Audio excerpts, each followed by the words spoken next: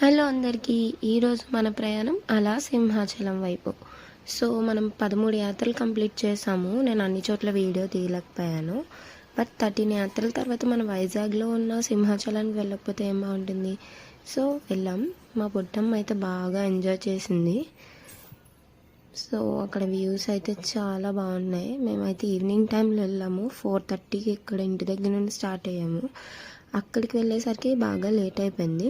So మేము తక్కువ మంది ఉంటామని ఎక్స్పెక్ట్ చేసి ఈవినింగ్ వెళ్ళాము. కానీ అక్కడే పప్పులో కాలేసాం. చాలామంది ఉన్నారు.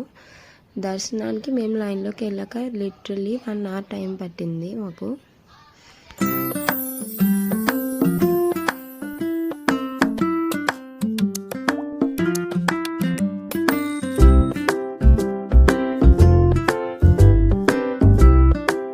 సో ఫైనలీ దర్శనం కంప్లీట్ చేసుకొని వచ్చేసరికి నైట్ అయిపోయింది. సో అప్పుడు ఫొటోస్ ఏం దిగుతాం. మా వాళ్ళైతే ఇది 100 రూపీస్ నుంచి 50 రూపీస్కి బేరమాడి మా చిట్టమ్మ కొన్నారు. బాగుంది కదా ఫొటోస్లో. అంతే ఇంక ఈ వీడియో. Bye bye.